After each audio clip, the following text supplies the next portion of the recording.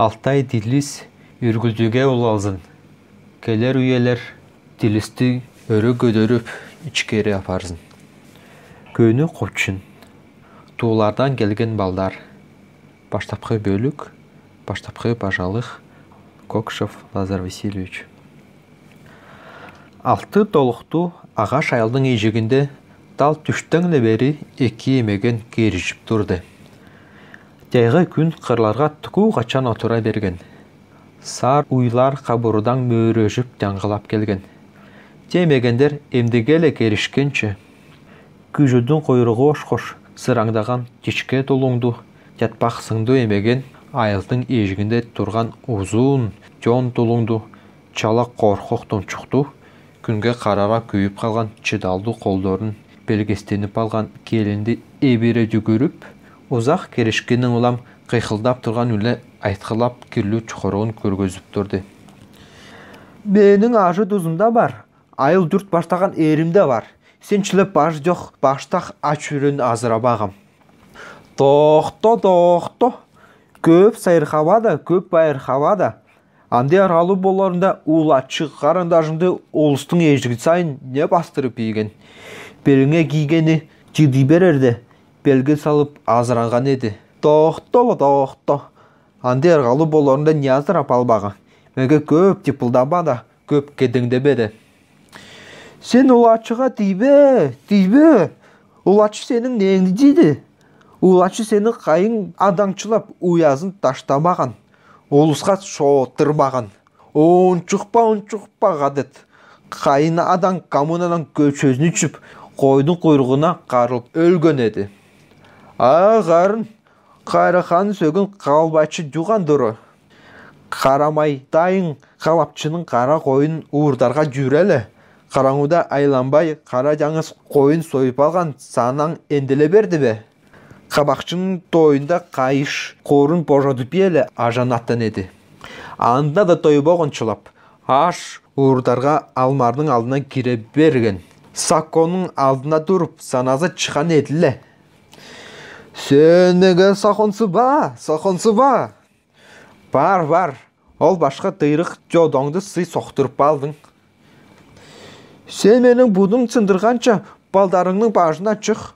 Ол керези ач үрөндү мен да азырап салгам. Тохто. Кериш катапла жаңыдан башталды. Бу мындай жан керишти чыгарган чын бурулу киши дезе эжиги жантык эн туранын ичине отурган. Ол 13 жаштуу, кою кара чачтуу, чамчасы жок, дере штандуу кара баш болгон. Керек мынайда башталган. Эртен дура карабаш карындашылы өкү колхоздун жетти балалуу чочкозун кабырып барала, жарата жүжүнеле кожо ойногон. Онун качан ажанатын үй жуктап келерди. Олар той балкаштан жазаган оюнчуктарын кажатка жарышып салала. Чочколорун председательдин баласынан чыгара айдап, ажанырга жанып келгендер. Чочколорун суунун ол жанда ак жерге токунатып салала. Жүжүнеле ойногондарынан коркуштуу арып, айылына аштап калган келгендер. Энези оттун аягында кеден конучту өдүк көктөп отурган.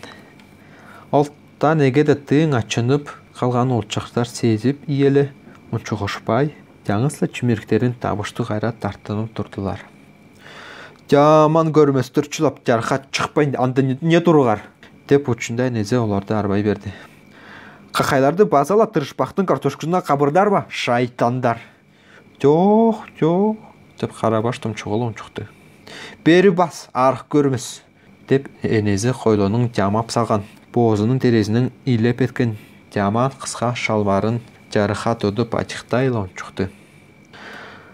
Алагың жарала келсең, айы жок сабалган жириң. Дере шалмар сиге чыдашпай тургандай, темир шалмар көктөрдөн башка. Ме, ки, эрикчилеп кызаңдаба. Койло шалмарын кие сокун боюнча кенет тейинтин калактай берди. Жо, кардымай. Бу карнаң не кире берди учкан? Жо, калак чузун. Бу сырсақ көрмес, қанайып тұру. Деп Энези арбанып, шалмарды қойлудың сура тартқан бойынша айтықтай берді. Бұл менің таппай тұрған үйнем шалмардың қашында жүрейді. Соғырдылай сені, деп өчінде бойын арбады. Картошко-сартошко емдегілі қайнамаған ба? Деп емдегілі ажынарған чікпей тұрған Қарабаш тұмчуғыла кеміріктенді. Төжілі іштеніп, бойы да құрсақ ішпеген Энези тұрғызала атыйланып шықты. Ане, еділі құрсақ белетейтен емегенің бар ба мұнда? Тұмчуғыла мұжылдабай ары кедері чық. Қарабаш айылдан күн күштіқ шығып келелі, арқа жанында чөчқоларын ачықтады. Кенетейін, оның чырай қобыла берді. Чөчқолар қалбачы емегенің малазына керелі, қойрықтары сыраңдап, үтчектерді аңтара түрткілеп тұрды. Ол сүні емделі кечірі жүгірген бойынша олыс көрігөлікті чөчқоларды қалбачы емегенің малазынан шығара сөрерге саналған. Те емде анайды дерге орой болған. Қалбачы емеген ачу орын қайғырып, жан қызыла өкі чөчқоларды маладан шығара айдап, оның айы бажы жоқ қалақтап, Қарабаштың Энезін айтқыларға қажаты дөмін төжіп келеді. Ненедер, қанайдар, деп Қарабаш қорқағаннан олаң алатып, едернемезін тортыла тапай дұрды. Базала керіш табыш болыр. Оның кейінде сабалған. Чөчқолар малға керген үшін елдің лаузы Қарабашқа деді жер. Қачып түгірзі қайдар. Тегін жерге сабатқанша деніп бір-екі күн жүрзе қайдар. Қалбачы емегенің қалақ сығыды өткілдің ардияннан оғылып келді. Қарабаш біремеш алаңзып турала, жабызы жоқ, үстінде қою тюду барғалар өсіп қалған ән турадяр тезіреді жүгіре берді. Бұл үш көзнікті бір көзнігін жарчағала туйғадап салған. Артқан екі көзнігі бүдің. Жан емес, ескі тура болған. Тураның әзі жан тайын туберкулезлы орып тураттан. Еді қаны ағып қалған жоғыр деп өбігін 3 ай қайра қандай да қайыңчы дептеріме жар баят жеріне көче берген.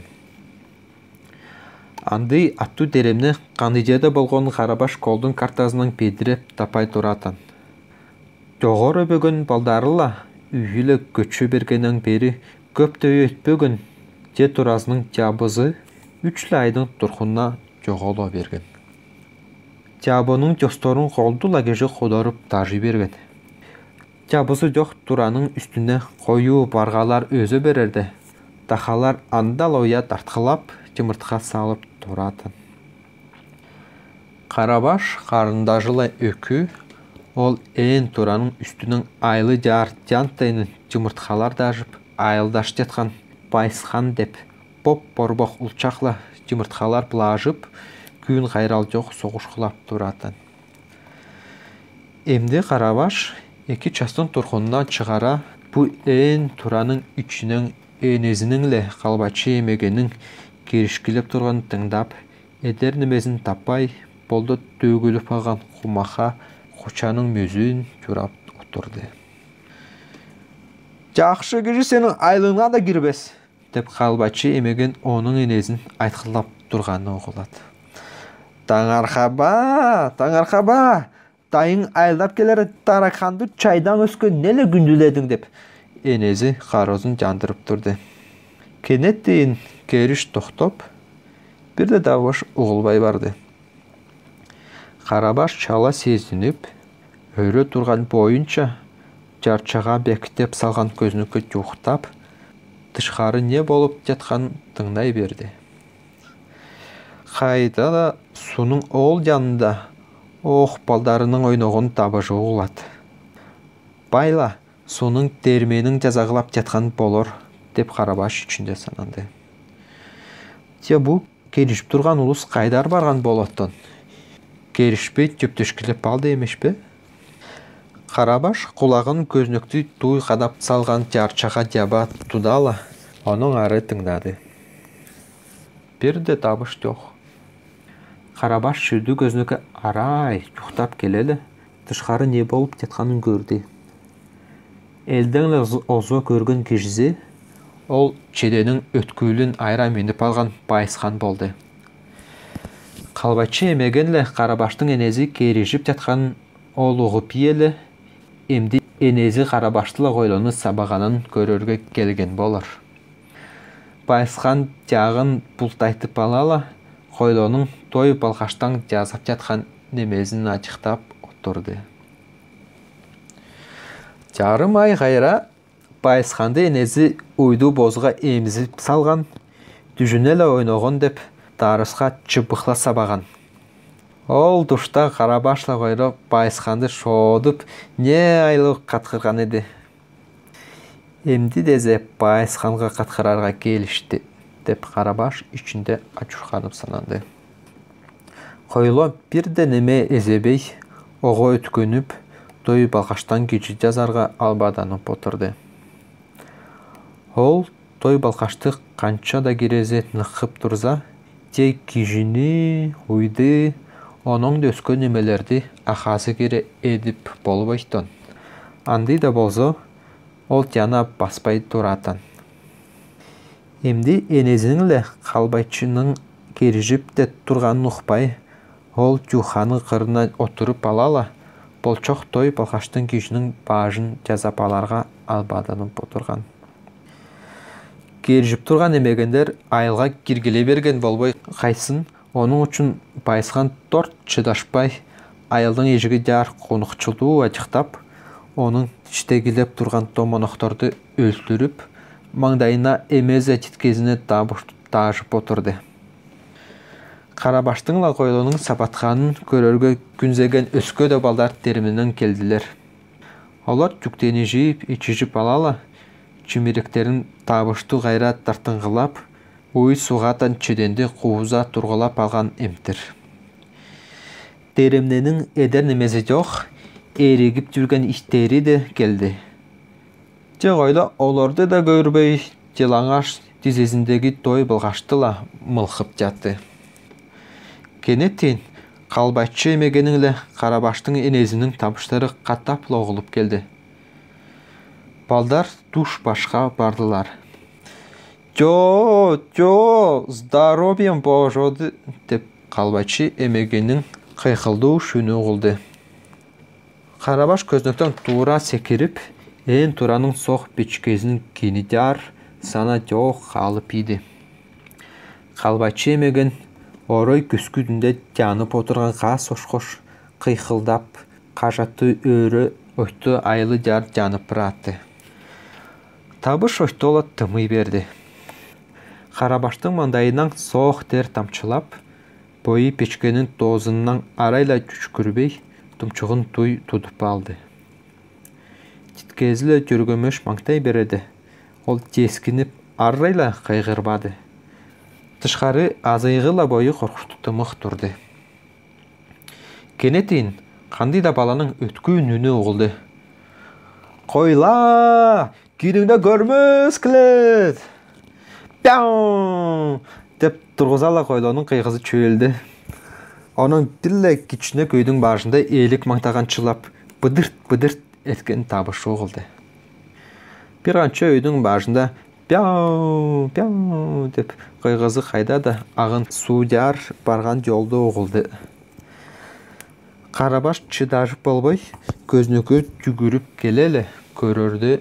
Энези боз соготон узун чыбыгын желе сүрттегенче эликчилеп кызаңдап бараткан жалаңаш койлонун сүрүрүп баратты. Койлонун бутарынын алдынан жаңысла тобурак буркурайт.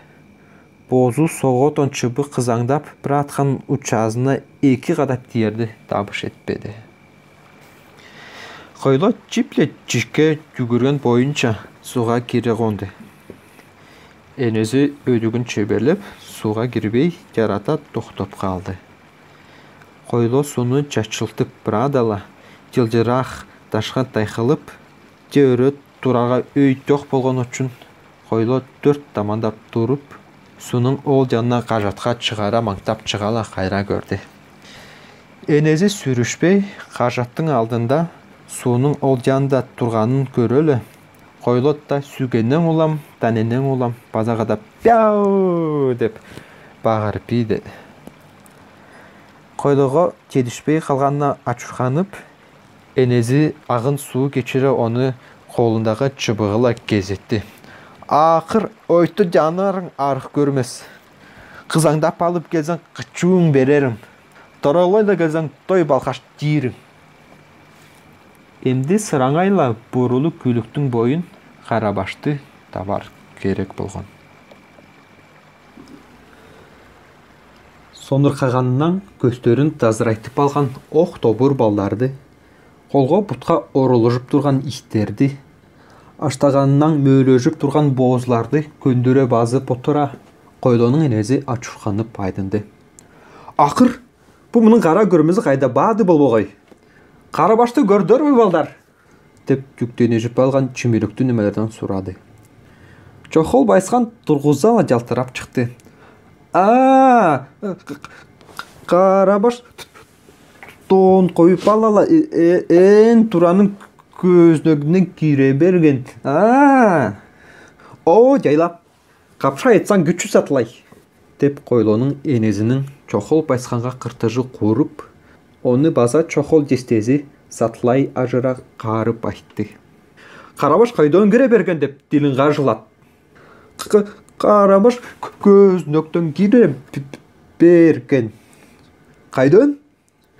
Жогорунун ээн туразына.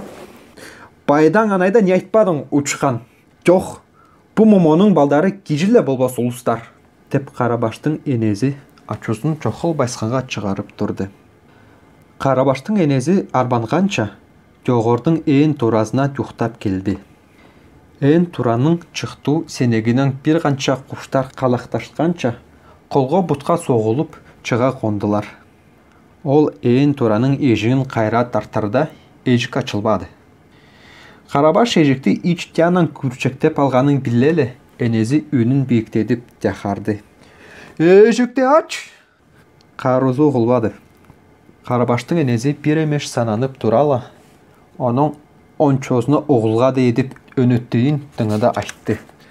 Акыр, ол чыкпаска турган болсо, жогордун көрмөстөрү эле кожогон гой. Таттар укту улустун көрмөсү жаман тежеттенеди. Чыкпаска турган болсо, жогордун жаман көрмөсү эле кожо конуп көрүсүн. Бу сөздөрдү Карабаш керекке далбады. Карабашка боозу соготон чыбыкты көргөнчө, боз эрликтин боюн көрсө тортуло болгон. Онун үчүн ол ээн турадан чыкпаска бошло бозоруп ийди. Же туранын тыш жанын энезин арбашы токтобой турду. Учу-учунда Карабаш чыдарып болбоду. Ол соох печкенин кийининен чыга ала, токунап болбой, көзнөктүн жарыгынан карап көрдү. Чохол байскан өткүлдү ара минип алала, саңыз чайнап отурду. Чугаан чыгардан озо жогордун бу ээн туразынан кирбей кача бери керек болгон, деп Карабаш чохол байсканды көрөлү ачурганып сананды. Эңирде председателдин үйү майхаш калыктаганча келер. Карабаштын кабырган чочколору картошко түрткендер, онун ойтто эле керишип чыгар. Онун үчүн амырынчала качайып берер керек болгон. Чочколорду колуна дүнө 3 күнгө кабырала, ойтто жанып келген болсо, тал табышты чыкпас эди. Карабаш алаңзып, тоозун бүркүп салган тактага арай отура түштү. Калбачынын картошкосу керекпеди. Калбачы рядовой колхозник, деп Карабаш онары конукчулуу сананып отурду. Же тырышпактын картошкосу үчүн тыйын деди жер болор. Кандай да болсо, тырышпак колхоздун председатели, журт советтин депутаты, Германия денген үчүн деп медальдо. Жок, тырышпактын картошкосу үчүн тыйын деди жер. Карабаш үшкүрүп ийди. Боюнун оор саналарынан айрылып, туранын тыш жанан угулуп турган сөздөрдү Карабаш унчукпай бир канча өйгө тыңдады. Эмди канайдар да арга жок болгон. Өчүжүп, ээн турада канча кирезе отурарың? түңеле чыгарга келижер. Карабаш жогордун ээн туразынан эмди де чыгып келер эди.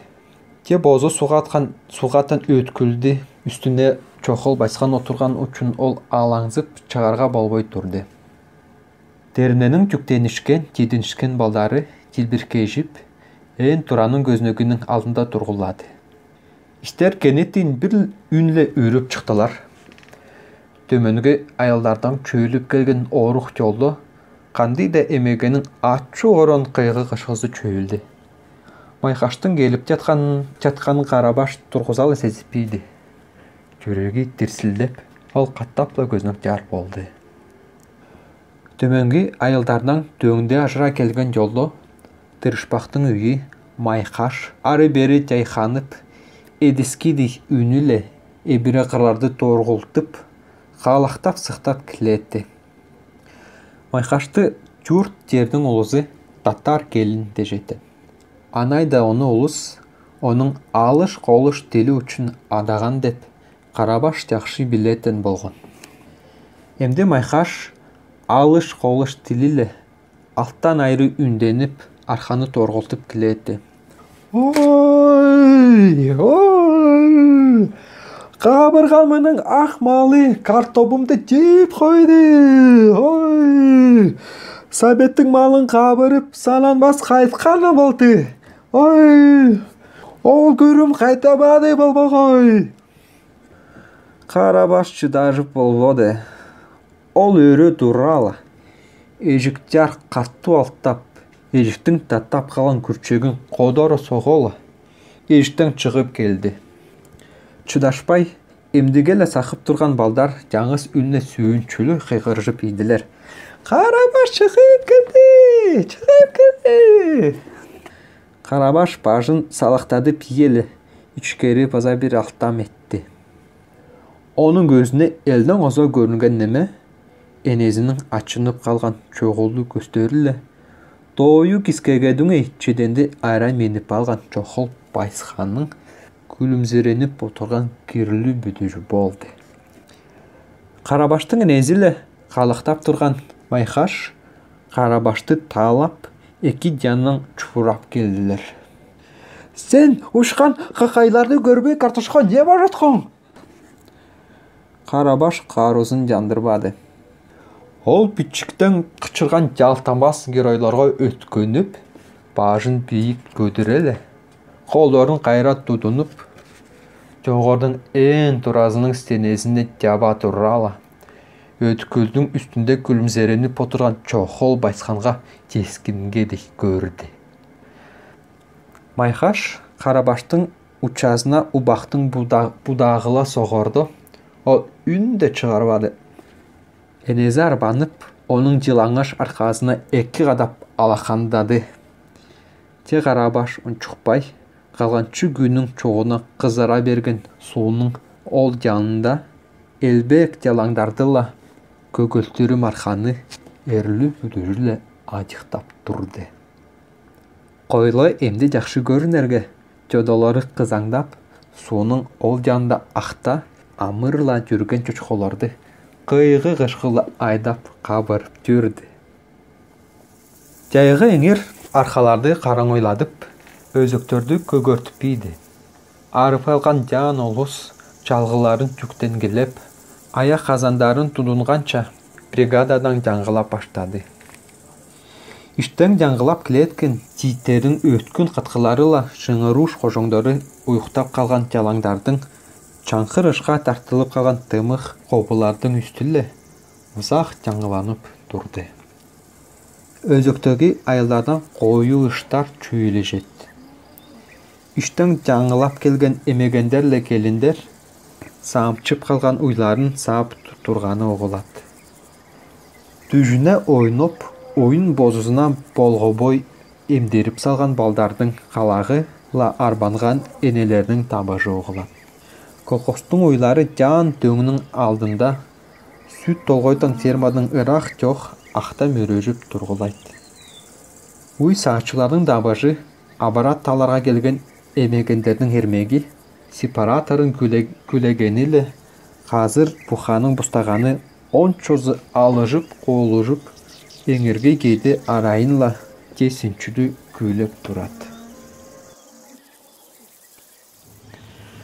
Боғызға сүт, абыраталарға келген поярка келіндер сүттің тоғыларын сақып, тышқары көйіп тұрған тян оты ебереде отырғылап алала, көзін базын өмелер құчындап, қандай бір кешінің кейіне талған чақат қырыжат. Абыраттың көбігін ичерге келген көп иштер, планға сүтін ұрарға келген емегендер, балдар мындай еңірлерлі 10 чозы фирманың тянда жолы жат. Фирманың içinde сепараторды толғығын қыстар қожондоп толғырғы теңіл дейжіп, алтай қожондарды чөйі қожондоғылап тұрады. Уй сачылар сүтті үзігілі жоқтың ферма жар тажығылап, сүт кемдіге кемдігілеп елі, өттілі уйлар жар жүгіргілейді. Қарабаш бош өйлерді ферманың ежігінде тұрарға сүйіктен. Екілген сүдін тоқу қачан әбіргілеп те бергенде, те Қарабаш жанарға меңдебей, олыстың қоқырын, қанды бір олдың тілбөлі құчынын тыңдап, бозым кіргенше отырып қалатан. Терінінің жан ұлдары мында жүзін базын құчындар құчындап, таңқығылалап, бойларының кемінің де қамынды емезін көргіскілеп тұратан. Қарабаш оларға içinde қаранынан күйініп, бойының саналарын ұнчықпай сананып отыратын. Еңір тамла қойылып, ойларды пастық одорға айданғанчала, Қарабаш сүйіншілі тызырап тұрған жарық оттың жанында олыстың ортозында отырар болған. Қачан ферма ейінзереп, олыстар тарқағандала, Қарабаш көніктегі абрадың еске алынып, өрі тұратын.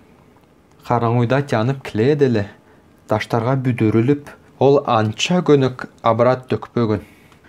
Қарабаш ұйқызырап, кезіліп тұрған пұттарының ачузындай ezebей. Аяз теңірді мұң толу жарқынды жылыстарды ұзақ ажықтап келедеттен. Оға ұрақ жылыстарда жүрім бар деп, школда үйредушісі айтқан. Аяз күндерде Қарабашла қойылы тышқары тураның үстінде қоңғылағанда, олар қажыла жарық жылдыз керегінде бойы бойларына ненелі құчындап тұраттан. Қарабаш андай чөтчөктерді сананып тап алала, керектезі чоқол байсқанға да айдып тұраттан. Чоқол байсқан ол оқ чөтчөктерді бойының ақазына дөмін жатқан бейіткеге дерненің оның дөскі олчақтарына құчындайттан. Чоқол байсқан Қарабашлы өштөжіп те дұрза. Те жаңы неннен оғыппаларға Қарабашла қысқа үйгі жылажып, керектезі оныла қожо чөчқолырлы бозылар қабырып бараттан. Қарабаш оғы бойының қабырып жүрген чөчқозы кереңде емезі сүйзеген бозысы керегінде чөчөктөр тап құчындап тұраттан. Те қаланчы үйлерді чоқол байсқан чоқыр қоштың жымыртқазы үшін Қарабашлы күн қайрал жоқтың өштөжіп, жоғырдың ең туразының үстінде ол оғыштың ұязын күнніңлі сайын кетежіп тұрар болды. Чоқыр қошты Қарабаштың енезінің қожы жоғырдың ең туразының үстінде ұяда жатқан соқ жаңыз чымыртқадан басқан. Чымыртқа дезі момон емегінің қожының болған. Оныңла бері чоқыр қоштың салған чымыртқазы жан бұлашта болған. Бейістен құш баспаған бозы, чоқыр құшта жоқ болар еді, деп қойылы байсқалына кешіп тұраттан. Бейістің жұмыртқа емес болзо, чоқыр құштың жұмыртқасы да жоқ болар еді, деп байсқан чоқылдан оттан. Чоқыр құш жұмыртқасын жоғырдың туразының үстінде ояға салыпла егенде, чу-чақ баштала беретті. Чоқыр құш жұмыртқалап елі, қалақтап, ең тураның үстінің ұчып түшкелекті. Тураның үстігі жанда толықтарынан Қарабашла қойлы, тураның алтығы жанда толықтарынан тезе байсқан ақазыла қожы кермеденіп шығатын. Жұмыртқа жаңыз сыла теңі алған ұлчақтарға деді жетін.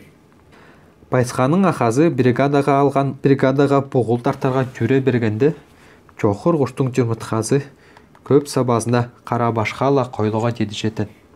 Қарабашла байсқан соғыжып, жоғырдың жабызы жоқ туразының үстінен жерге қанша адап түшпеген. Жолар емдегелі бұлашты құштың жымыртқазының ол жозында болғандар. Пір ғадап чоқыр құштың жымыртқазын бұлажып, Қарабаш қарындажыла ғожо, байсқанла оның ақазына ұдыра дұрып, жана баспастан соғышқандар. Байсқаның ақазы тым Қарабаштан 4 жаш жан. Еңірлер сайын ойынға жүріп, таңқы тартып тұрған уыл болған. Оның үшін олардың жаны иделі болған. Жанды да болса, Қарабашла қойлы жана баспай, жоғырдың туразына шығып келгендер. Тым Байсқан оларды үстінен дөмен жудырықла ұтқыған. Жей бір қанша өйдің бажында олар тураның үстіне шығып келгендер. Чоқыр құштың жымыртқазы тымның шалмарының карманда болғанын қойлы тұрғызалы көріп еген. Қарабаш бұл жүқта ақ тайчы деп алтай чөрчі қычырған. Емде ол бойын ақ тайчыға бодып, алақанына түкіріп елі тымға ұдыра барған. Тым соғыш боларын сезіп елі карманда жымыртқаны Байсқанға тұттырып берді. Жарымда минут өтпей тұрып, соғыш баштала берген. Тураның үстінде туй өсіп қалған жету барғаларды 10 чозын тепсігіледі. Чоқыр құштың ұяйзын деміргіледі. Теттім Қарабаштан чик жоқ бөкі болған. Жан ұдавай Қарабаш жоғырдың жабыс туразының үстінің толқа құшты жатқан өттік жар ұча берді. Оны ечіде қалақтағанша қойлы келіп түшті. Тымла Байсқан турадан дүжелі, чалқандарының ортозла барған жолла айлы жар жүгіргіле берді. Қойлы өтікі көміліп қалған, бойы тың қалақтап жатты. Оның ұлдары мені өлтіргілеп қойды. Қарабаш теңдірткеніне ачырғанып, өрі дұралы, емдігелі қалақтап жатқан қойлыны өрі тартты. Деп олар қалақтаба. Деп қойла қалақтағанша өрі тұрды. Деп олар қалақтаба. Деп Қарабаш тамла ачырғанып қойлының қолынан селки тартып тұрды. Жұмыртқаны бұладып елі емді деген жерге не қалақтар. Қойлы кеннеттен илабай тоқтай берді. Кірлі жағында көзін жажып арылайла Қарабашқа сүмелі көстірлі көріп, оның мақазыраған аяс айтты. Байсқан қолында чоқыр құштың жымыртқасы мен ағашлап бұлтша соғып еген. Қарабаш қойлының арқасында жапшынып қалған өтөкті қақтап, оның емеш тоқына палал айтты. Бозлардыла чөчқоларды барып көрір керек. Олар екік суыны кечкілеп палала, қожыңдожып, арқаның едегінде жүрген чөчқолардыла, оттап жүрген бозларды толайлы, суының жарадында қажатқа келгендер. Қажата Қарабаштың той балқаш еткен городы, заводтары бар болған. Қарабаш бойы қачанда городта бол болған. Городта жаңысла школдың учебниктерінің емезе газеттерден көретін. Те Қарабаштың еткен городы, жүріқтағы да городтың қоумы емес болған. Қарабаш күрлер, жаңы туралар, заводтар еткенде, оғы қойлы болышып, той балқаш тажып тұраттан. Қажылай бүткен жаңы заводқа Қарабаш ұзын трубалар қондырып, заводтар ішінде қайығының тозылы от салаттан.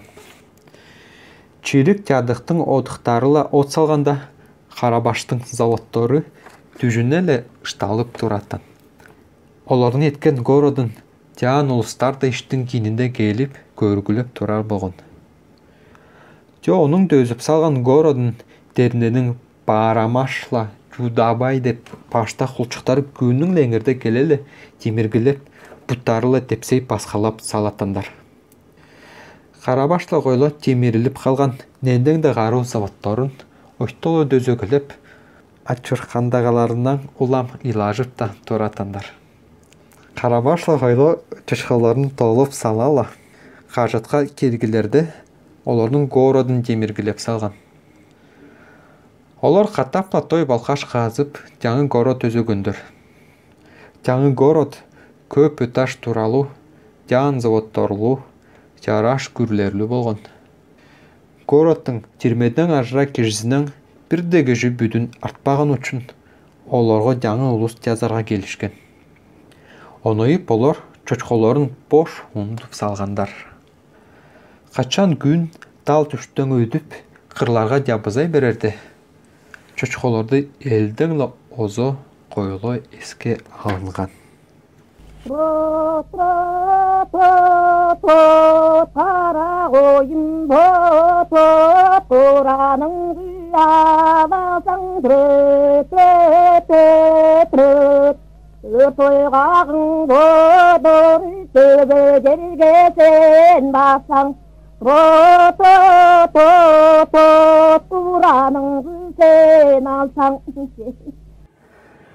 Карабаш койлоло кожо бозларды ла чочколорду айдап, ферма жар барды. Энези бозлар азырайтан сүттү лабораты экелип алган. Эмди ферманын эшигинде бозлардын жанарын сакып турду. Карабаштын энезинин үнүн бозлар ырактан танып ийеле мөөрөжүп, кажаты төмөн бирден экиден маңтап келгилейт. Карабаш 12 чучкуну айдап экелеле тасаха бектеп салды. Койло чеденге чыгып алала, сабарын сыраңдадып, бозулар толоп турду. Койло энезине арбатпаска коркуштуу албаданып турду. Карабаш чучколорду чыкпасын деп, тасхактын эжигин бектейле, кийинен ары ташла төлөп салды. Таш арай кичинек деп билдирерде, коштой агып жаткан суудан жаан таш экелерге барды. Карабаш жакшы көрүнөргө база албаданып турган.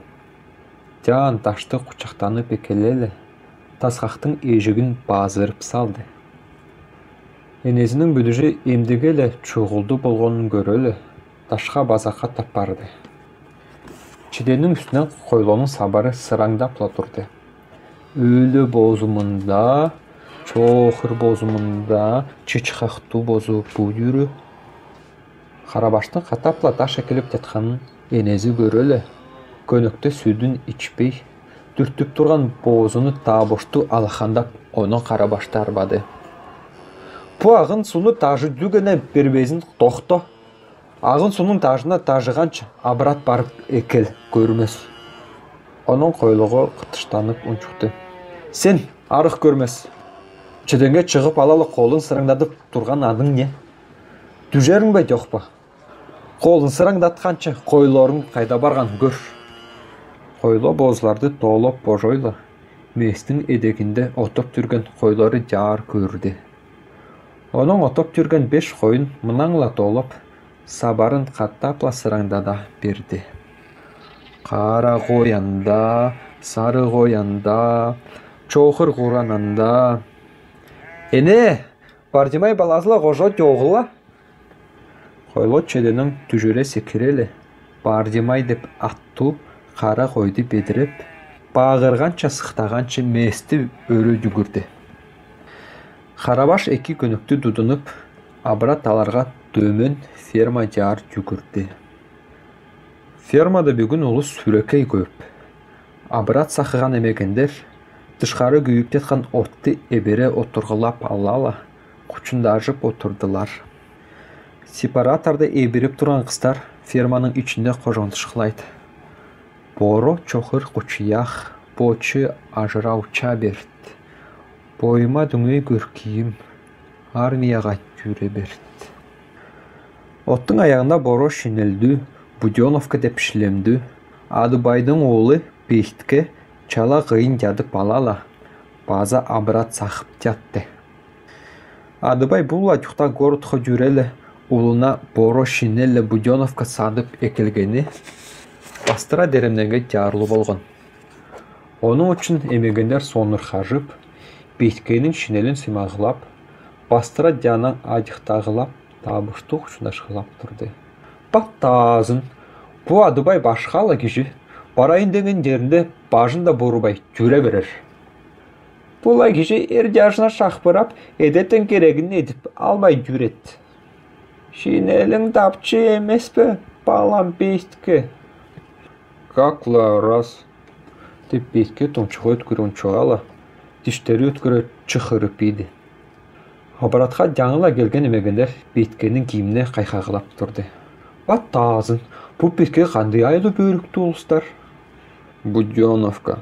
Деп бейтке қаразын күн күчтіқ жандырып салады. Құдаймай, бұл мұның чолмоның жанын ұлыстар. Қарабаш бейткені тұйқазынан ачықтап, оның көзін тортла салбай тұрды. Буденовның бөрігін киерге Қарабаш не айлы аманда айтты. Буденовканы ол тянттан түженікті жүреттен болған. Тянды бөрік бұл жерде жоқ болған. Енді дезе бейтке анды бөрікті. Қарабаш дезе Буденовканы жаңысты түштерінде көрір. Қарабашта анды бөрік болған болса, ол бойына үлді де жазап алар еді. Те бейтке өйінің өткірі ұрысты. Шинелі Буденовкадан өскі, оның таңдайында бір тиш чыған. Оның таңдайында чыған тижі бастыра дерімнегі база жарлы болған. Жан ұлыс таңдайында тишті кіші жан қарғычы болыр, деп айдырып тұрғанын кемезі білбес. Оның үшін бейткеден жаш балдардан болғой, жан да ұлыс жалтанып тұратын. Қалақ балам, сен қақырығынды тудынып түр, деп бейткеге дерменің қарған емегендері көп қатап тяқып тұратын Қарабаш бойы да ұғып жүреттен. Оның үшін ешленемеден жалтанбай, бейткенің қиын жатқаны бұ болған. Отығы қазанда жылып салған суға да кидере чықырып ерді, қайырған емегендер бейткеге ұншықпады. Жаңысла, бейтке балам, дежің өткіре түкірбе, шинеліңе чілекей деп шынар, дештілер. Бейтке ұншықпады. Уйларын жаңыла сап божоған уй сачы емегендер, отқа жүқтап келелі, отты жандада салып еділер. Оның кемезі де сонырқап отырған емегендерін сұрады. Ақыр ұлыстар, бұл бейткенің таңдайынан тіш шыған деп ұқам. Чын ба? Айса дөгінді. Ұлыстар. Бейтке бір дәрілмек айтпай, отырған ұлысқа оғызын açып берді. Ончолыр түймежіп, бейткенің оғызын қарай берділер. Қараңыда көргілеп болбой, қайра бололы, отты тұрыңла бейткенің жанында да açып алған оғызын жарыдып тұрдылар. Оғызы чылай берерді, бейтке өліңгі чалқойты жадалы. Bir емеш амыранып алды. Оның екті болсын деп, тормозоқы қайра отырып елі, оғызын озоғызынан жағына да açты. Кемді қайының тоғызын жарыдып ерді. Он чөзі бейткенің таңдайына арсақ тішті тұрғызалы көргіліп еділер. Құдай дезің база, чын бол тұрыйыны, деп оны мұнан 5 керезі емеген ұншықты. Бұ жан чекежі болаттын балайымтыр, Құдай, бұ башқа бүткен балайымтыр. Қалақ балам, сен итке қошқа түкірбей жүр. Андай мұндай немеге ачынбай жүр. Алды кейіндегі ачықтап жүр балам. Абыраның алала жан балам, деп емегендер үйін алажып тұрдылар. Бетке арық сөз айтпай, көнөгін алып, абыраты очередь тоғының ұрдырып алала, меңді бей, суны кечері қажаты өрі жүре берді. Қарабаш еңір тибарға білдірер-білдірбес қалтырап, абырадың аларға емегендерін еңілі ұчында сақып тұрды. Батыр деп ейді, Қарабашты ечи фермаға дедіп келелі, езін бедіріп, ұчында тап алғаны сүйініп, оның бұдына оролыжып, сүйінчілі ғынсып тұрды. Қалғанчы сүті әбіреп жатқан қыстар бір ай тайханы жып, арай қожыңды жып тұрдылар. Сары торқау пладымды, салқынға тұтсам жайылбайды. Санап салған көркейді, сақып жүрзім бұрылбайды. Қарабаш ұйқызырап, тоңып тұрған телаңаш бұтарын үйдінің қабырғаларына жаба тудық тұрды. Емегенде бір емештен астағылап тұрды. Қарабаштың очерді юқтаған сайын, ол тамла ұйқызырап, көнөгін қолдарынан арайла ұчқынбайды. Көнөгін тұт, бұған айып қалған, деп өткін қиғыдан Қарабаш чорчи берді. Абырат божыдып тұрған келін өткін қатқырып, көнөгіне толтыра көбірі ашқанша абырат ұрып берді. Қабыраш абырадының көбігілі үйдің азыра палала, бозладың фермазы жар, уыр дейханып басып еді. Делаңаш бұтарын өліңгі жаңыла түшкен чалын жуынып, кезіліп тұрған сабарларын ачыдып еді. Қарабаш оны кереке далбай, жаңыла чыған жылдыстарды ачықтап кіледі. Оғы түк бір 16 жашты болған болсам, неместерлі жолажарға барар едім, деп қонықчылық санарқап барадыды. Тюда мен біртте жалтамас едім. Қолшта мен бейткеніңле шинеліндей, поро шинелді, Буденовкалы автоматты, қол мылтықты болар едім. Қанша фашисті қыра адалы, емді жаңғылап тұрған фронтовиктерді герой болула жанар едім. Қолшта енім мені Пичіклі көрзі білінбес бала деп арба бас еді. Қарабаш қалапты жұртшыл болып, фронт терінде адазына тұштар еді. Ona ары адазлы үкіт тортылы Берлиннің бойына жетіріп барар еді. Анайда санархап, Қарабаш бозлар тұрған жерге жетіп келген бойда сеспей қалды.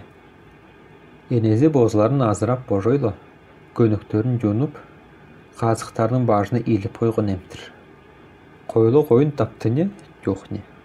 Айса қойын дабала айлы жар жана берді емеш бе. Ол алаңзып бір емеш турала, қажағаның ачық ежігі жар басты. Енезе ежін божодола, емде ачық кемелектің ежігінде амыранып, нені де сананып тұрды.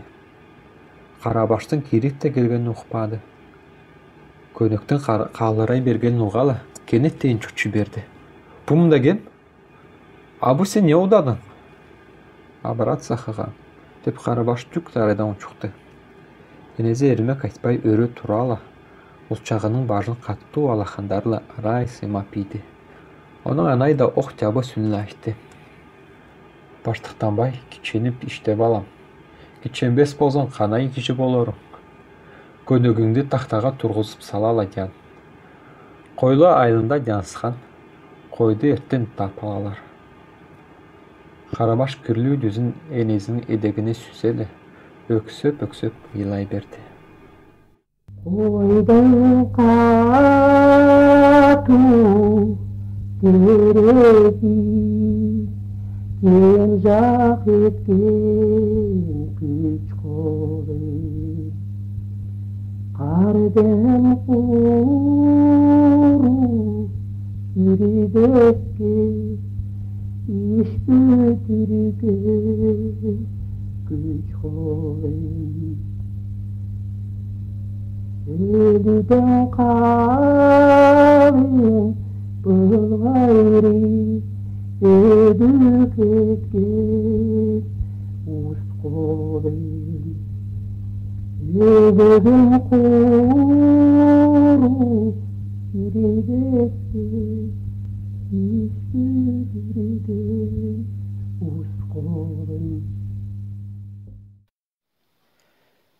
Таң бозорып келерделі, айылдаштардың бөтіктері қиғырыжа берділер. Суының ол жанда қою арқаның ортосынан жалаңаш тұрып келген немедей, қу сойықтың бажы өчөңі қызарып тұрды. Қарабаш тағойлы үстінде салған төжіктерінде түріліп алған ұйықтап жаттылар. Айылдың жанында қонолы, түніл аштап қалған уйлар, өрі тұрғылап, сар өйге жеткенше, бір емеш отопаларға кедері қолғы жар күн күч тоқ барғылайды. Қу сойықтың бажына күнің қысақта шалыған чоғы тамла жабызап, арқаның талып тосынан жетері түжіп келді. Ішке баратын әрі ұлыс, жаңыла дұрғылап, қарызына иліп алған үйгендерін шыңырадып, аттарын бедерерге арқа жар барғылайды. Күнің чоғы өзікі түжіп келерделі, ончызы ойғыны бергедей болды. Құштар қалықтажып темзене берділер. Бозылар мөрөжіп шықтылар. Үй ұлыс естегіліп, уйларын саап баштады. Күн қырның ары жанан қарап ерделі, ұлыс таңынан уйларын төмен, бастықтың айлы жар айдағылап тұрды. Қарабаштың енесі ойын саап алала, ұлчақтарды жерден ойғызып берді. Сілер, ұчқандар, теңерге чығалы емдіге ұйықтап жетқан адар не? Қойды ойғанып келелі, Қарабашты ойғызып айтты. Туйқайын балықтап барарға тұрған болсаң, ұйды дөмен айда. Қарабаш ұйқысына самарып, тұраға соғысынып, жабарып бейді. Қойды тоқынап болой, Қарабашты қаттап ойғызды. Ұйды дөмен айда. Сен айдазаң, ұй ара дөрөр бі. Туйқа балықтап барарға тұрған болсаң, айда басқа тұрған болсаң, сені балықтап барға тұру деп мен енеме айтер. Қарабаш мырсып, түклі арайдан өрі турала, чалынға қоны чықтып қалған шалмарын киіп, оның тураның толығынан кемеректене түже берді. Бүгін түжіне қойлы, чөшқыларды бозыларды қабырар болып, еңірде Қарабашқа сөзін берген. Қарабаш түзі туйқа балықтап барып келерге тұрған. Олар екі еңірде онойды төптөжіп алала, тураның үстінде ұйықтағандар. Ончозы епті-дөпті болған. Тет таң адып келерде, қойлының саназы қобылып тұрған Қарабаш тұрғызалы сезіпейді. Чынын айтса, қойла қазыла ғожып балықтап барға күнзеп тұрған. Тен айда әдетін аға оларды жоқ болған. Оға өзері, олар екілезі балық тұдып білбес болғандар. Қарабаш тезе теріненің күніңді бақтап тұрған ұлчақтарына береге палала, балық тударға бір емеш үреніп аларға амадап тұрған. Емде ол қойлоны кичінекті ачындыр басқа, тураның үстінің дүжелі, көрен ойды төмен айдады. Те уй мойножып, қайра бұлажып тұрды. Көрен ойды пастықтың ежігіне тетіріп салала, тырқыруш етіп алған ұлчақтарла да құчындашпай, өкті айлы жар жүгірді. Енезе құрсақты ғайнандып салған. Енді бозыларын азыра парарға меңдеп, емдеге жеттіре ажанарға келбеген ұлчақтарына қыртыжы қорып, айылдың ежігін қайра атчала, бойы айылдан шықпай арбанып айтты. Өрі шықпас кежінің балары мұнды болар ұлыстар. Бұғанша албатты ішкі жүре берді.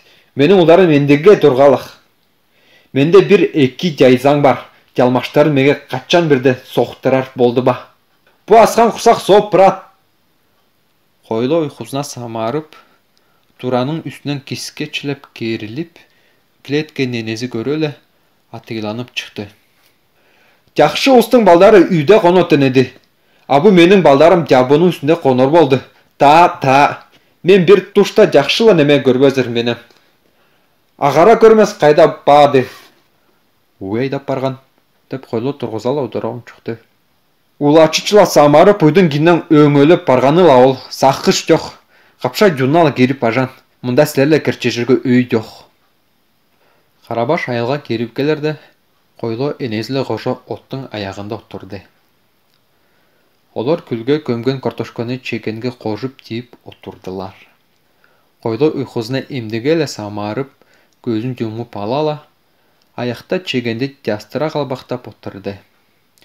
Үзі картошканы болғабой, жан тіштеп елі, кеннеттейін бажын қаңқайып, табышты тұтқылына берді.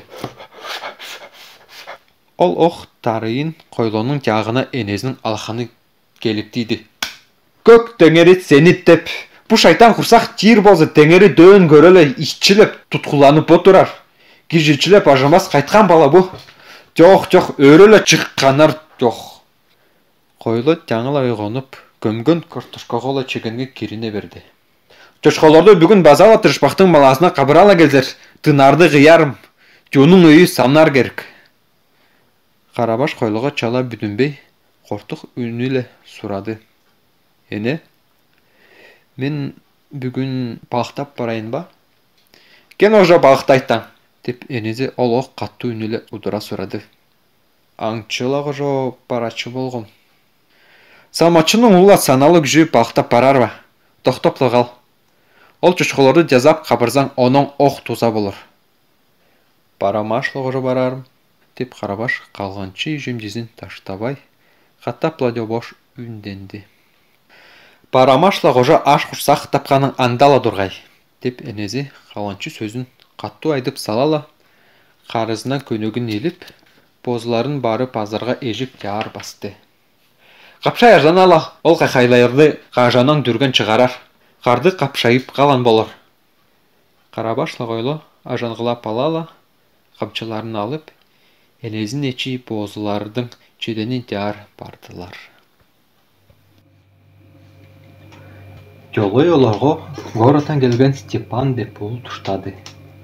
Ол жаназына кече еңірді айлап келгенін Қарабашла қойлы еңірді деріненің ұлчақтарынан оған да болсы, Степанның бойын олар көргөлік болған. Оның үшін олар жолға тоқтойлы, Степанды тұрғызала аңқтай берділер. Степан ақ чамчалу, қысқа штандула қызыл ботинкалы болған. Көстері қуынықчыл, тұмчығы суызымақ, қызыл картошқа ошқышынтыр. Тере штандулдарды көрілі, Степан да тоқтой берді. Ол жаназынан саған сүдің фермаға табыштырып иелі, емде өйті келіп детқан емдір.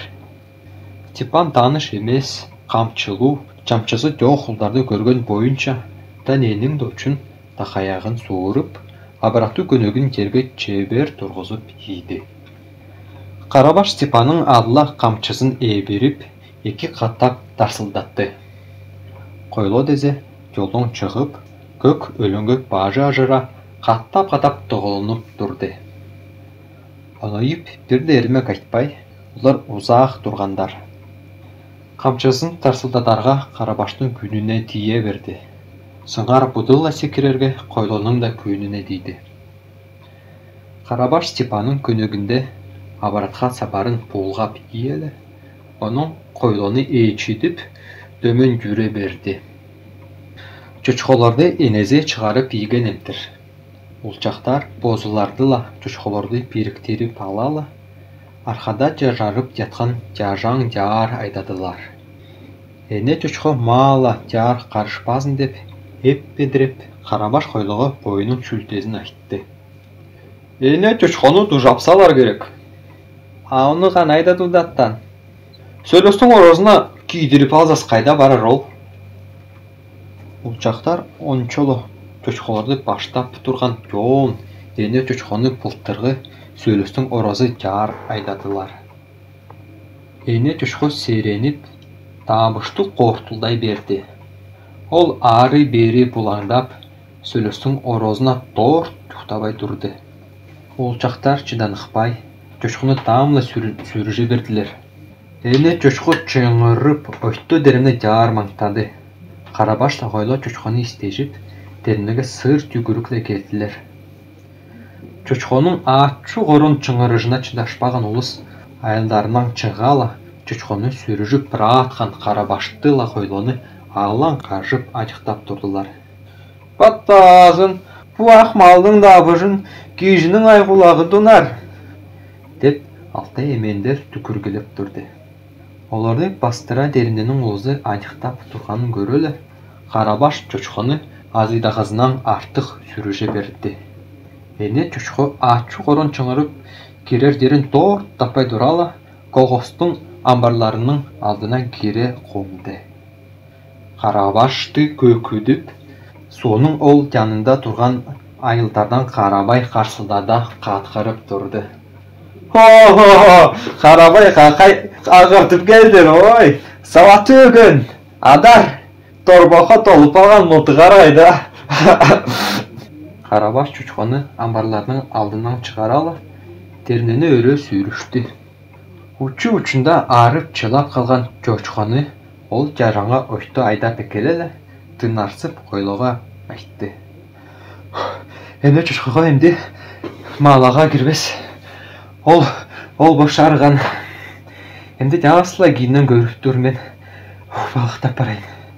Әнеме айтпаза мен сәге жан қол деді сап берерім. Хойло оттап жүрген бозларды жатқылай берген чочколорду коонукчулду ажыктап, бир кезек турала оның тырлашып турган үнү эле айтты.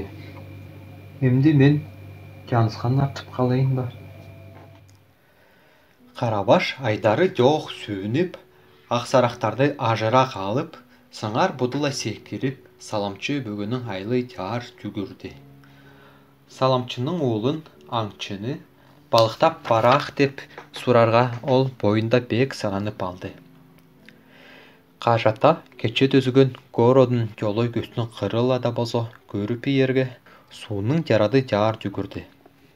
Палкаштан жазган немелери ончосу бүтүн болду.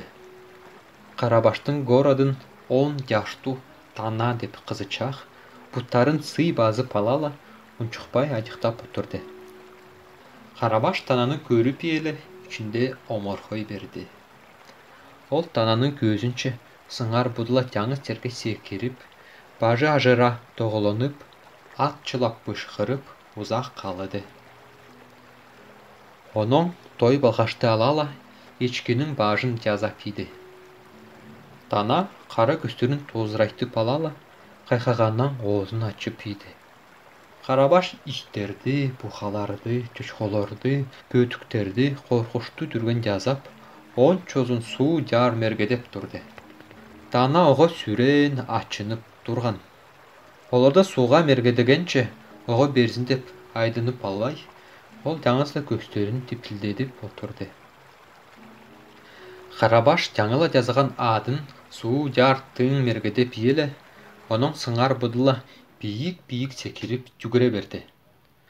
Саламчынын өткүлүнө жетип алала, кайра көрөрдө Тана кажаттын үстүнөн платьеси агарып, Карабаштын кийининен эмдиге эле ажыктап турду.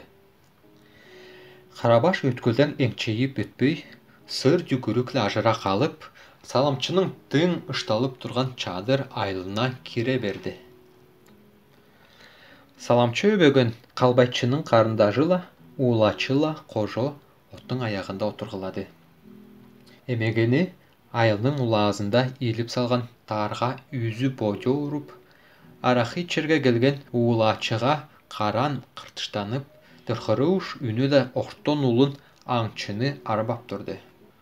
Бу биздин аңчы тортла аргазын табас дейдин. Ол адыста арчыны ончозун отко аңтара тартып алган. Айткан сөздү торт укпас, ары, бери, тюлт, мылт эткен бала улустар. Онун саламчы бөгөнү кыртыштанып, сөзүн чеке айтпай буул тартып, жаңыртыктын үстүндө отурган аңчынын шалбык жүзүндө сабарыла уулап арбанды.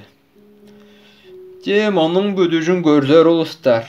Денчекле настоящий салымчынын бою улустар. Баланы гарба, болор, деп тургузала очоктун ары жанан саламчы өбөгөнүнүн кыжырууш үнү угулду. Саламчынын олу саламчыга дүңөй болбой Токмайга дүңөй болсун деп туруң ба, аңчы. Деп каткарала, оозун алаканыла жаба тутуп ийди. Уулачы кирден жактырышып турган бабыларын туулактын жанына чокчойто уруп алала, жымжак коюу үнү эле наарылтып, белге салып отурду. Бу эки бабы мынаар барарга жөпсүндү. Бу байла улугардын жолу болбойт, деп уулачы эки бабаны сабарыла жаба базала, оттун аягы жаар апарды. Байла Город тарапакка үйрөнөргө барган жаан уулуна белгиленип жаткан болор, деп Карабаш ичинде сананала, оттун жанына пайдастанып, уулачынын белгилеп жатканын онун ары ачыктай берди. Бу саламчы тиштери өткөрө чакырып, төнүк жаар көрөлө сурады. Бу улдун жаңгадай айы барбы? Уулугар казоны дурага киретен эмдир, деп уулачы наарылтып, жаба какшап калган жантык бабыны оттун аягынан ойту апарды. Казоной турада катуу эрмек болотон эмдир. Бу не кучун болотон? Саламчы бөгөн бабыларды ачыктап, терең санана берди. Мұны өскі аймақа ішке шығарарға тұрғаны ба, айла андала, тян жерде іште артырға тұрғаны ба. Күнің берусіле болар. Қатты өрмек болса, ол қанды ермек болатын, саламчы. Деп емені оттың ол жанына чөйді отырып, чөгінің арақы салды. Біздің қалап қатты күжейіне, оны өскі аймақа игіліп жадарда, таңма мойын ожып жатқан болбай қайтсын. Қарабаш аңчыға көзін қырлы имдеп еді. Аңчы аяқта қақпақтың арчызын тиіп божайлы, айылдың ежігі жар басты. Балықта парық ба? Деп Қарабаш аңчы тышқары шығып келерді, жайнаған айлы сұрады. Кече барамаш бір торғышқа балық тұтқан. Адам божатпас. Аңчы осын қатап алақанылы жаба тұтып еді. Жарым түшкі жетірі соранып алсаң. Қарабаш ижімдезін теліштіп, аңчыдан көзін албай, оны айланышып тұрды. Кече балықта барамда ұйды бозы еміп, қойған ені, оның ені мені ажамның ескі қорыла сабаған ені. Бүгін кем балықта барғай не? Қарабаш арға жоқты өскен өкір табарға аңчыдан сұрады. Бұл айлықта суны дөмен Қарабай барған, байла балықта барған болыр. Деп аңчы Қарабаштың балық туды пілбезін сезбейлі, оның қапшайла айрыларға ончықты. Суны жақала емділі жүгірзаң, Қарабайға жетже берерің. Ол Шевелев деп орыстың пасегінен де жетпеген болыр. Бая қожа балықтайтын нөкөр бедіреп жүрген. Нөкөр табыл баста жанысқан барған. Қарабаш чеденде ажып алала, Қарабайға жетжерге суны дөмен бар жоқ күчілі жүгірді.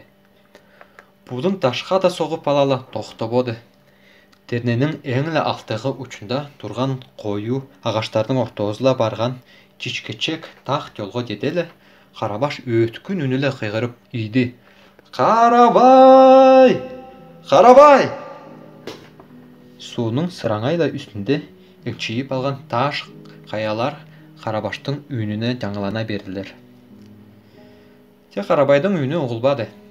Қарабаш бұның жан сабарының сызылып тұрған қанды арылап, жолдың қырынан тамыр жалбырақты үзелі, таш соқын шырқасына жапшырып алды.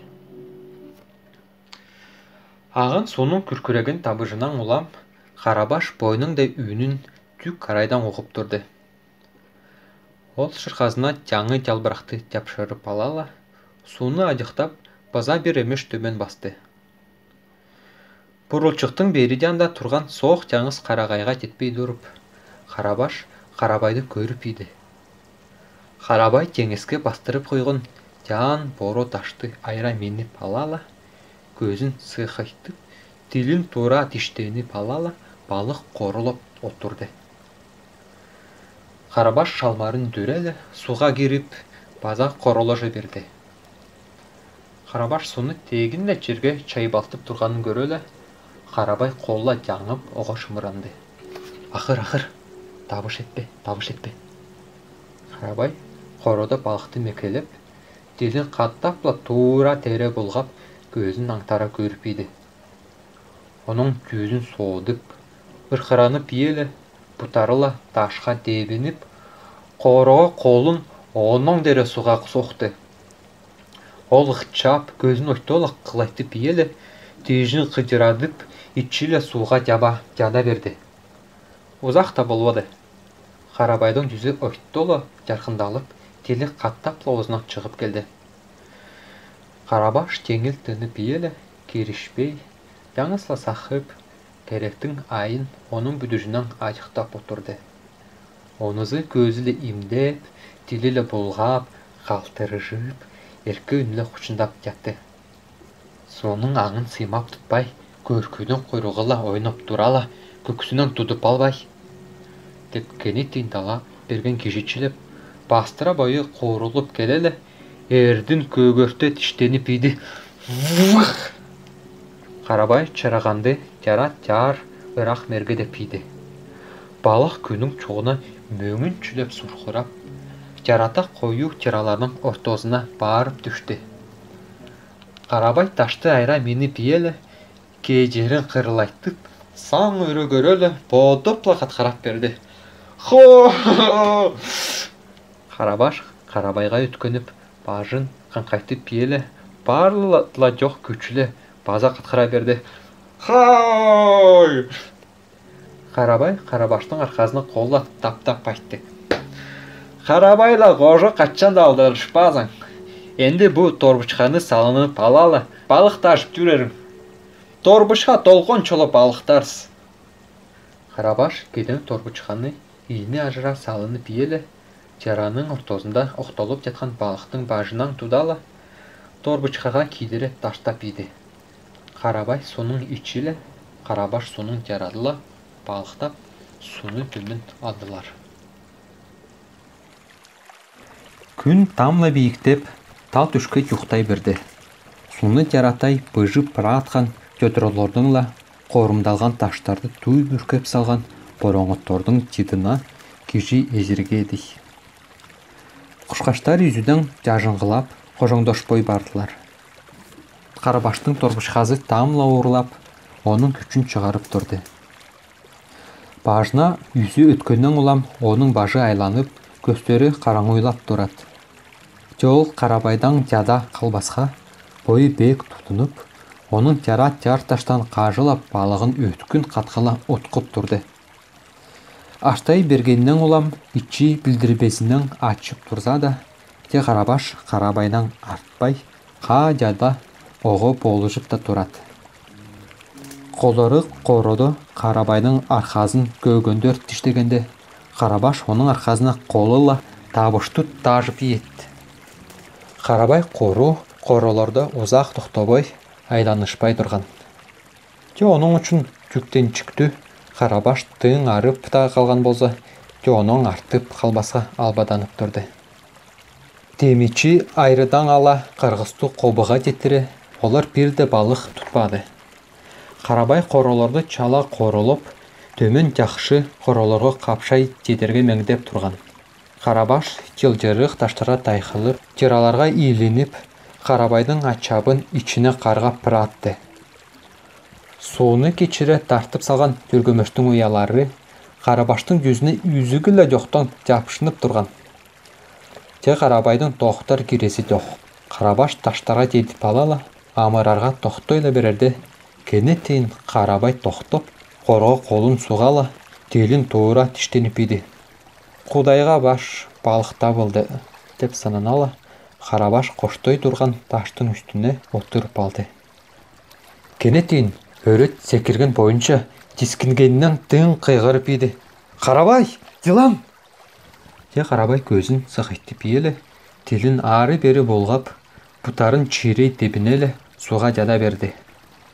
Қарабаш тян ташты алған бойынша таштың ары ұшында оролып алала, шырқырап жатқан чоқыр жыланы соғып еді.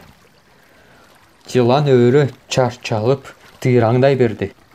Қарабаш екінші ташты көтерді, жыланның бажын балбара соғып еді. Түрексегеннің бұттарыла қолдары тырлажып, бойы қалтырай берді. Ұшында Қарабай балықты қорыдан шығара таштайла, бүлі шалмарын толғып, Қарабашқа айтты. Құрғақ чырбал әкел, ажанар өй детті ошқош. Қарабаш құрғап қалған жераларының чоғолы қамызып еді. Күркіреп жатқан суының ең жарадында теңіл, чаңқыр үш сүйіншілі жайылай берді. Қарабай чырбалдарды томырағылы өпті жонып, тіштер жазайла, балықтары тишке оғызынан соғала, оттың үстіне қадап еді. Қарабашла Қарабай бұжа берген балықтарды оттың шығарғылап ажына берділер. Қарабай балықтың баштарын бұдырада чайнап, бұжырарға торбышқадан база екі балық алды.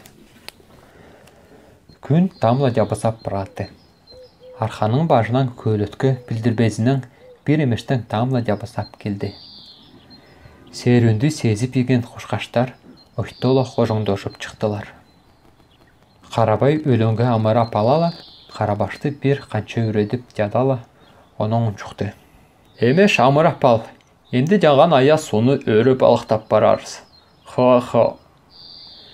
Күн қырға жабызай берерді, арып, аштап қалған Қарабайлы Қарабаш, бұр торбычқазын ағашқа телдіріп алғылайла, иіндеріне жүктеніп жаңғылап кілеттілер. Балықтап қорқыштырақ барғанын жаңылы сезінгілеп пыратылар. Күн қалғаншы жарқанылы тулардың баштарын қызартып, почудан меңдебей ажа берді. Қарабаш уйды бозы емеп қойған болар деп ішінде сағынарқап келеді. Те Қарабайлы ғожа көп балық тұтқаны қонықчылды саналарды жаба базып, оны сүйіндіріп омырқодып тұрды. Удабай теремді көрініп келді. Қалғаншы төңге шығала Қарабай тоқтоп, торбычқаны терге түжірер керек деген жақылтаны берерделі, Қарабаштың жүрегі көдіріліп, сүйіншілі соғыла берді. Қарабай торбычқаның түбінің тұдала, балықтары тақ өріңнің үстіне көдірезін төгіп еді. Ол балықтарды қолыла пұлғап, өріңге жабыланып отырып алды. Қарабаш шынайда оқ Қарабайға бодошпай отыра түшті. Қарабай екі балықты қолына алала, оларды теңдештіріп, көзін сықайтып еді. Балықтарды теңдештірелі, екі башқа таштабай, жаңы сай таштап тұрғаннан Қарабаш чала қайқап отырды. Түйілін тура түштеніп алала, Қарабай балықтарды анайды сүреке ұзақ ылғады. Очы ұчында оқ үш қортымаштар артып қаларда, Қарабай балықтары қаттап ылғады. Қарабаш чыдажып болбой, Қарабайдың мұнайда ылғағанына чала сереніп баштады. Қарабай қаттап лартып қалған үш қортымашты алала, Қарабаштың алдына мач шеттері таштап берді. Қарабаштың чашы тұрғызала атырайып шықты. Ачынғаннан тура жүгіріп келелі, Қарабайдың сыраңайла құлағына қайғырды. Сен ғанайып тұрдың, ол Қарабай. Мен сені түйжіннелі қожа жүрдім. Бұ тоқмайдың титіған тарында толықтыра балықта дажып қызыл күн ашқаншы жүрдім. Сен балық теңілі жар ұчырлы. А сен балық тұтқан емезің. Хо.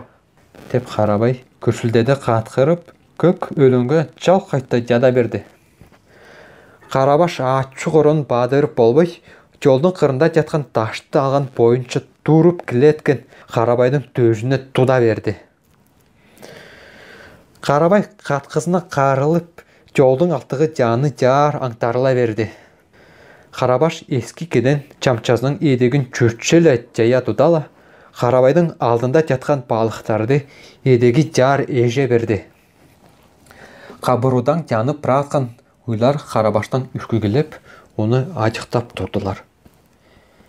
Кенне тейін Қарабаштың сыраңайла кенін жанында қамчы тарсылдап, оның ай құлағын туңдырып иді. Қарабаш қая көргөлікті. Ол оқ тарсылдаған кемнің де қамчысы оның арқасына келіп дейді. Қызы берген арқасының ачузына чыдашпай, Қарабаш едігіне ешіп алған балықтарын дөгіп, қоштой тұрған аралға кері қонды. Жолдың алтығы қырында шал қайта жатқан Қарабайға ол қамчы база дейді. Қарабай қамчыдан жаңыла оңдонып, өрі тұрған бойынша нені доңдабай, айыры дері қайғырып, ағын суны кечірі жүгірді. Қарабай айы бажы жоқ қорқығынан чеклі тоқтадынып болбай, қайыға шыға берді.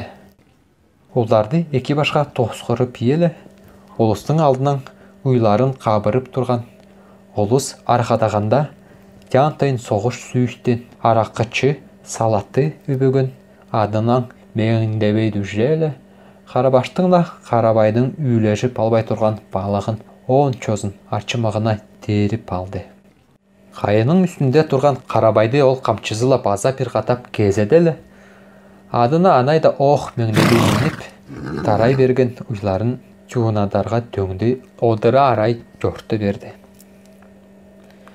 Салатты көрме барарда, Қарабаш састың ортозында тұрған қою аралдан чыға қонолы, салатыға қаттап тұштай берерінің жалтанып, арқаны кері, айлы жар сана жоқ жүгіре берді. Қарабай өзі көй түшпей, ішкічлеп туының тажын қырлап, база айлын көстіп келеткен. Айлына жетіп келерді, жерен уй ешікте тұрды. Ол Қарабашқа саң башқа қонық чолды, көстерлі жобош көріп еді.